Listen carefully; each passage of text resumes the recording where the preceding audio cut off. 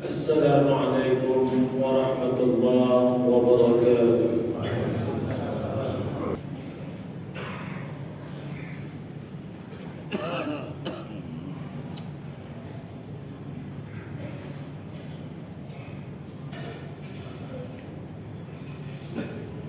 Alhamdulillah, alhamdulillah rabbil alamin, wal aqibatu lil muttaqin, wa la 'udwana illa 'alal zalimin. Allahumma salli ala sayyidina wa nabiyyina wa habibina wa syafi'ina wa dhukhrina wa maulana Muhammad. Wa qala ta'ala fil Qur'anil Karim, a'udzu billahi minasy syaithanir rajim. Bismillahirrahmanirrahim. Wa la ta'awanu 'alal itsmi wal 'udwan wattaqullaha innallaha syadidul 'iqab. Amma ba'du, qaddimu a'malakum lidaril akhirah tajidu 'indaha fawda wan najah. Hadirin kaum muslimin sidang jamaah Jumat yang insyaallah dimuliakan Allah Subhanahu wa taala. Seluruh untayan puji beserta syukur senantiasa kita memuji Allah Qadir Rabbul Jalil, Allah pemilik negeri dunia, dan juga Allah merupakan pemilik negeri akhirat yang akan menjadi tempat tujuan bagi seluruh umat manusia yang hidup di atas permukaan dunia Allah Subhanahu wa taala ini. Rahmat dan sejahtera senantiasa selalu kita mohon kepada Allah agar Allah limpahkan kepada junjungan alam Nabi besar Muhammad sallallahu alaihi wasallam, dan juga kepada keluarga dan sahabat-sahabat daripada Rasulullah sallallahu alaihi wasallam yang seiring bahu seayun langkah bersama dengan Rasulullah sallallahu alaihi wasallam mengembangkan risalah, memperjuangkan agama Allah Subhanahu wa taala, yang mana para Rasulullah dan sahabat-sahabatnya rela mengorbankan hartanya, rela mengorbankan nyawanya, dan rela mengorbankan keluarganya demi untuk tegaknya risalah agama Allah Subhanahu wa taala di atas permukaan dunia ini. Yang kami muliakan Al-Mukarram Abu Imam Masjid yang kita cintai, dan juga kepada pengurus masjid, remaja masjid, serta guru-guru kami, para alim ulama, pimpinan daya, pimpinan balai pengajian, dan juga istimewa kepada seluruh hadirin kaum muslimin sidang jamaah Jumat asal syurga yang insyaallah dimuliakan oleh Allah Subhanahu wa taala. Sebuah nikmat yang paling besar Allah Subhanahu wa taala pada hari ini masih memberikan kepada kita kesehatan. Allah masih memberikan kepada diri kita nikmat iman. Allah masih memberikan dalam diri kita nikmat Islam, yang mana dengan nikmat-nikmat tersebut kita selaku umat manusia, kita selaku hamba Allah, kita selaku umat Nabi Muhammad sallallahu alaihi wasallam masih dapat membedakan yang mana yang hak dan juga mana yang batil, yang mana yang merupakan perintah Allah Subhanahu wa taala dan yang mana merupakan larangan daripada Allah Subhanahu wa taala dan Rasulullah sallallahu alaihi wasallam. Hari ini kita berada di akhir bulan Desember ataupun kita berada di akhir tahun bulan Masehi, dan tak lama lagi tahun 2022 akan berganti dengan tahun 2023 yang notabene Bandung Gedanyo di sini seluruh umat Islam yang ada di Nangro Aceh Darussalam ini, seluruh umat Islam yang ada di Kota Losmawe tahu bahwa kita umat Islam punya kalender pribadi, bahwa kita umat Islam punya tahun-tahun yang kita muliakan, bahwa kita umat Islam punya yang namanya kalender Hijriyah, yang di dalam kalender Hijriyah itu ada 12 bulan, yang mana dalam 12 bulan itu diawali dengan Muharram, dan hampir semua umat manusia yang seiman Islam, seyakinan dengan kita bahwa mengetahui bahwa umat Islam punya kalender secara pribadi. Tetapi satu yang tidak bisa kita pungkiri, hadirin jamaah sekalian, kita hidup sekarang berada di bawah naungan Negara Kesatuan Republik Indonesia, yang mana Republik Indonesia ini memakai kalender Masehi sebagai kalender nasional.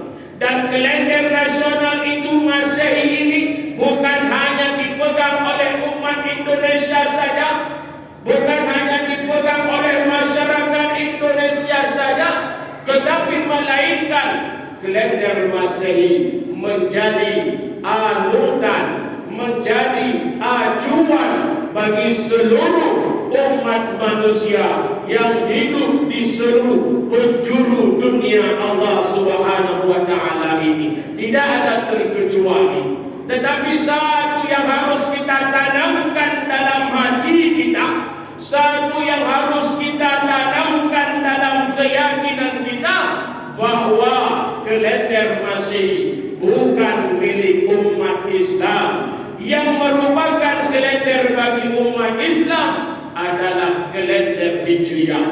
Walaupun umat manusia kita yang berada di Aceh dan Kota Losmawe, yang kadang-kadang di puro hana tadi puronya tanggai paduka menurut kalender Hijriyah, karena kita umat manusia akan mengenal, akan kita teringat tentang kalender Hijriyah hanya pada 8 hal. Gedanya umat manusia akan gedanya ingat, akan gedanya resapi bahwa kalender Hijriyah itu ada di tengah masyarakat hanya pada 8 hal. Yang pertama, gedanya sering mendengar kata tanggal 1 Muharram, yang merupakan kalender Hijriyah awal daripada tahun perhitungan Hijriyah. Yang kedua, sering kita dengarkan ada hari Asyura 10 Muharram. Sedangkan yang ketiga, sering kita dengarkan dengan acara peringatan 12 Rabiul Awal, peringatan Maulid baginda Rasulullah sallallahu alaihi wasallam. Selanjutnya kita mengingat kalender Hijriyah itu pada tanggal 27 Rajab, yaitu peringatan Isra Mi'raj baginda Rasulullah sallallahu alaihi wasallam. Dan selanjutnya yang akan menjadi renungan bagi seluruh umat Islam adalah memasuki malam nisfu Sya'ban. Dan selanjutnya yang akan menjadi renungan umat Islam juga adalah di saat penentuan 1 Ramadan. Di situ semua umat Islam yakin bahwa kalender Hijriyah itu ada. Dan saat lagi kapan kita disibukkan dengan kalender Hijriyah?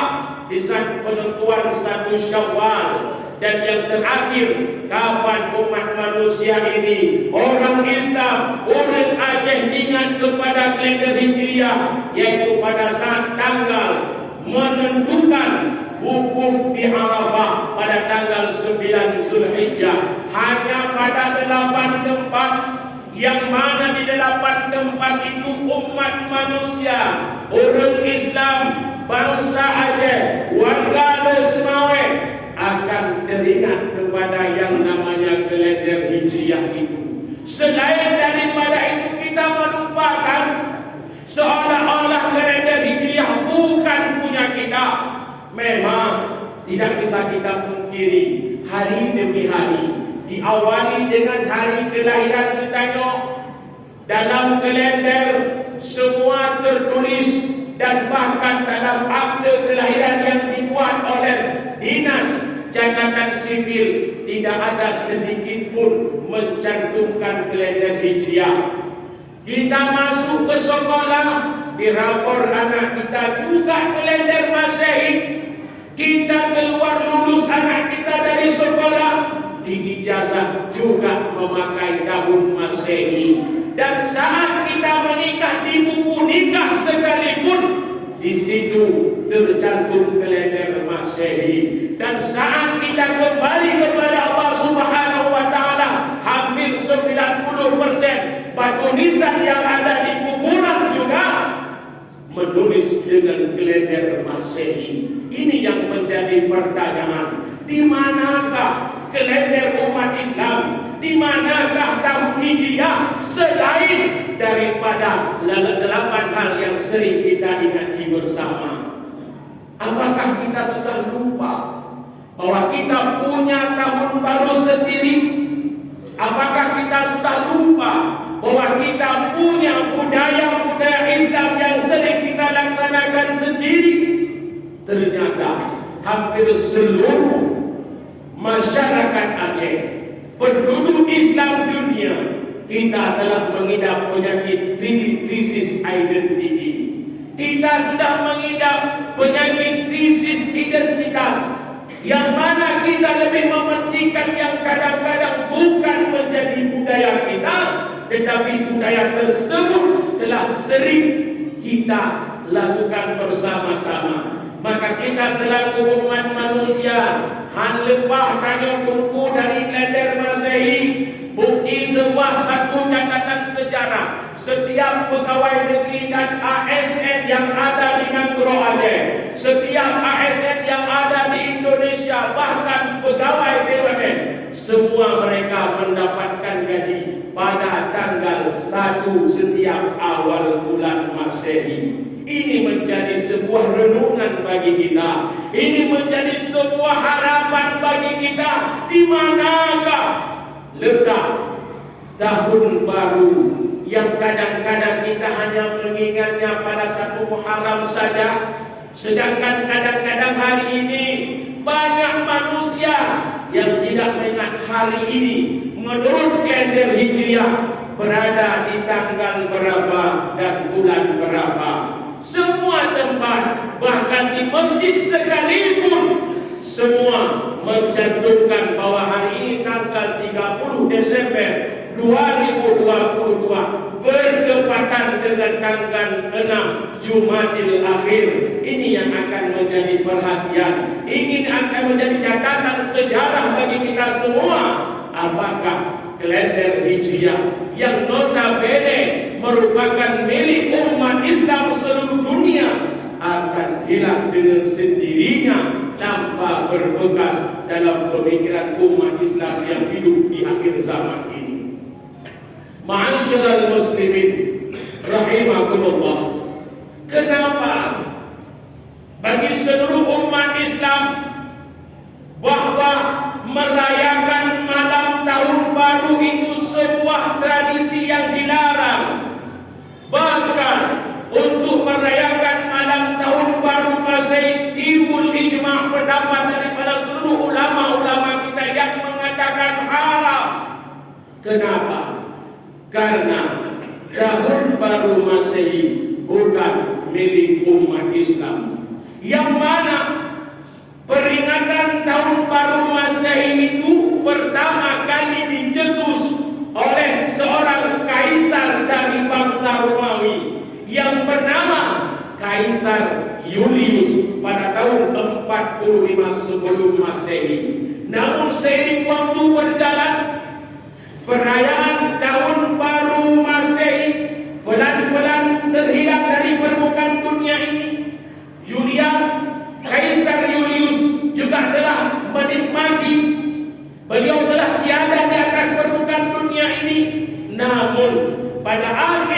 daripada tahun 1582, seorang pendeta Katolik yang bernama Paus Gregorius memproklamikan kembali, mencetuskan kembali bahwa tahun baru Masehi perlu kita hidupkan kembali.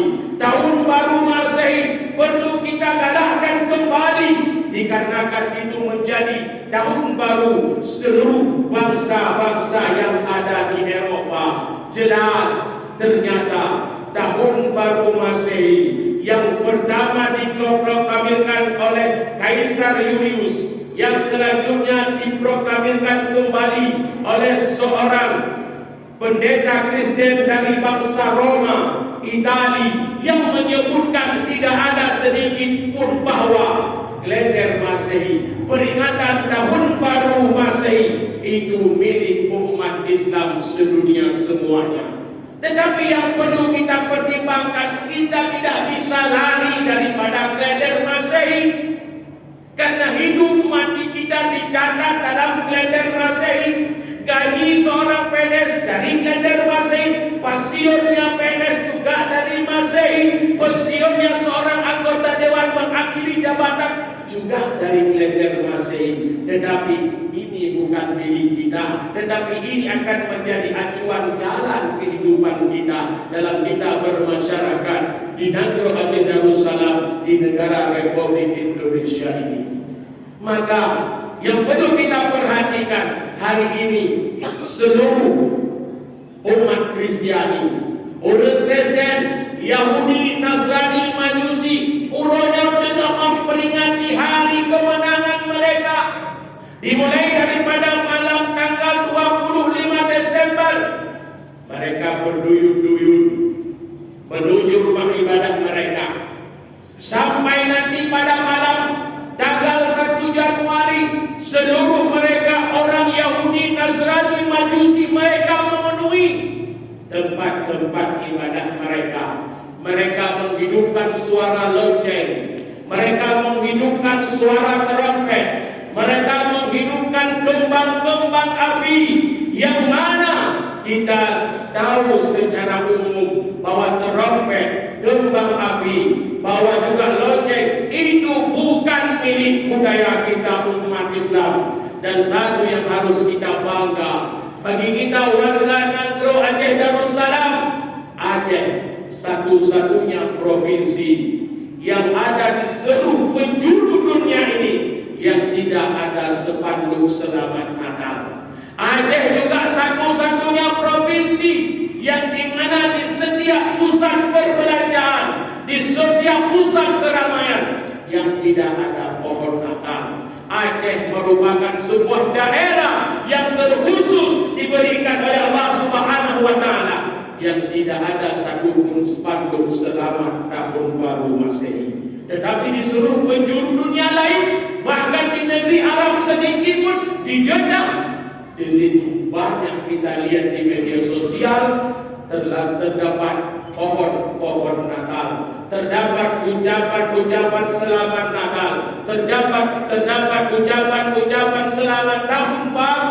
Tetapi alhamdulillah, Aceh salah satu daerah di seluruh penjuru dunia Allah ini yang tidak ada embel-embel yang tidak kita inginkan tersebut. Mudah-mudahan Aceh ini selalu terjaga sampai nanti Allah Subhanahu wa Ta'ala mencabut nyawa kita.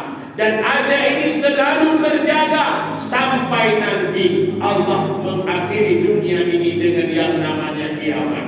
Karena tidak ada toleransi dalam agama Islam ini.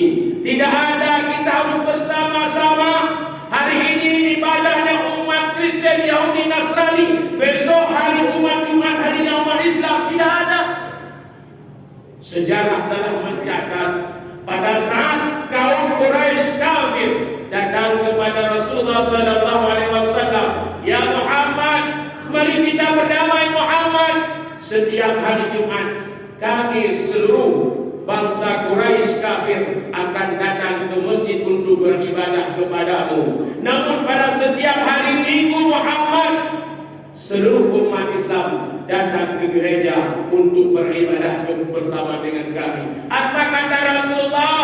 Lakum dinukum waliyadin. Agamamu bagimu dan agamaku bagiku. Tidak ada toleransi dalam Islam untuk sama-sama kita beragama, untuk sama-sama kita beribadah. Yang ada kita dalam pikiran umat manusia bahwa Islam merupakan agama yang paling benar, agama yang hakul yakin, dan satunya-satunya agama yang nanti penduduknya ataupun pengikut daripada ajaran agama Islam Ahlus Sunnah wal Jamaah akan berada di surga Allah Subhanahu wa taala. Maka dari ini, pada malam pergantian tahun baru, kita jangan disibukkan dengan kegiatan-kegiatan yang tidak ada manfaat. Tidak ada bedanya malam 1 Januari dengan malam 5 Januari.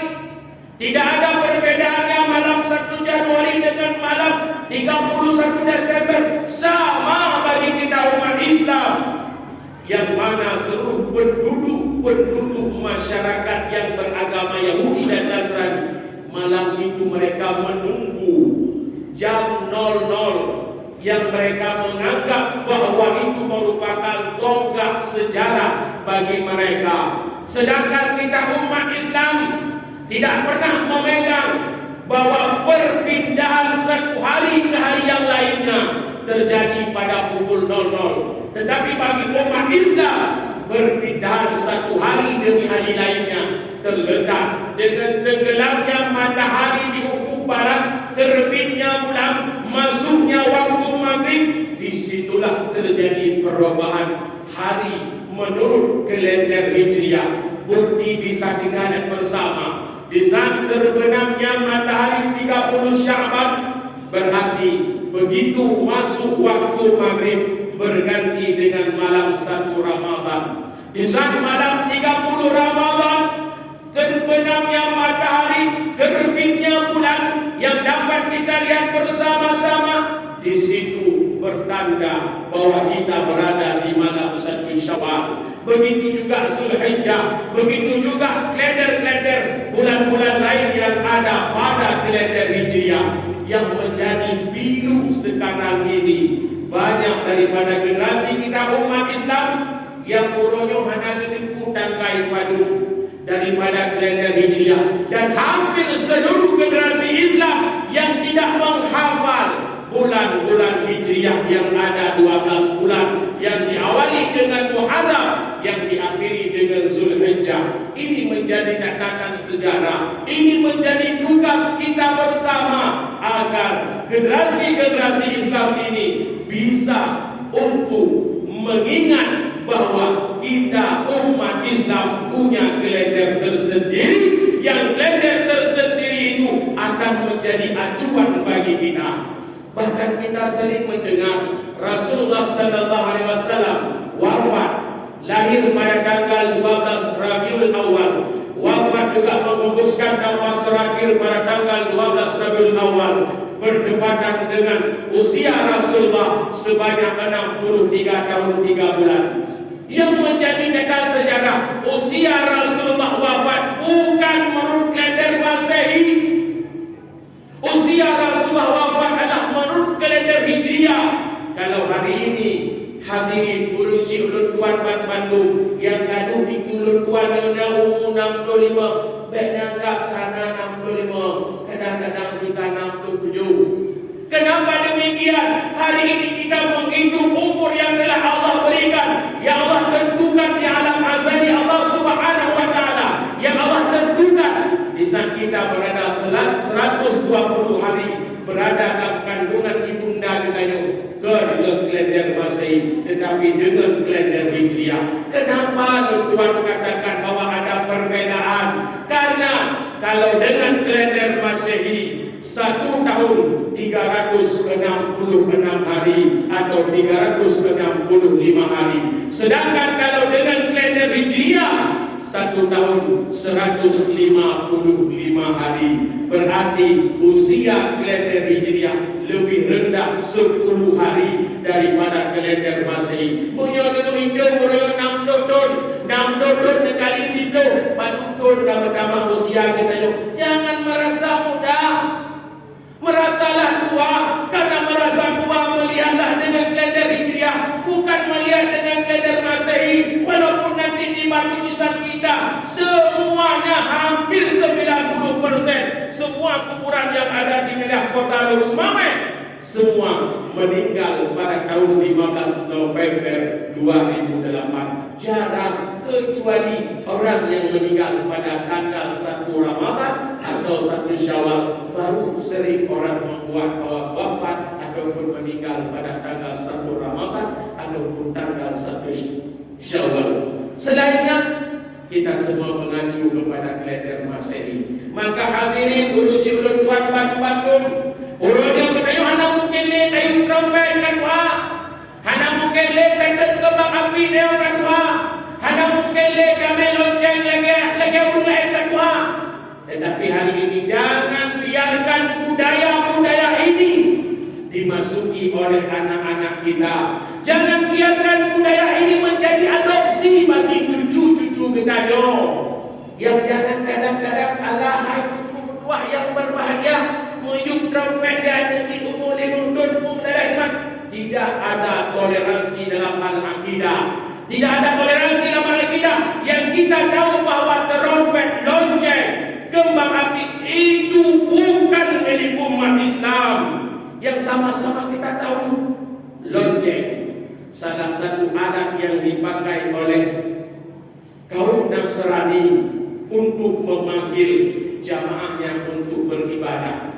Sedangkan trompet merupakan milik bangsa Yahudi yang mereka pakai untuk memanggil jamaahnya beribadah.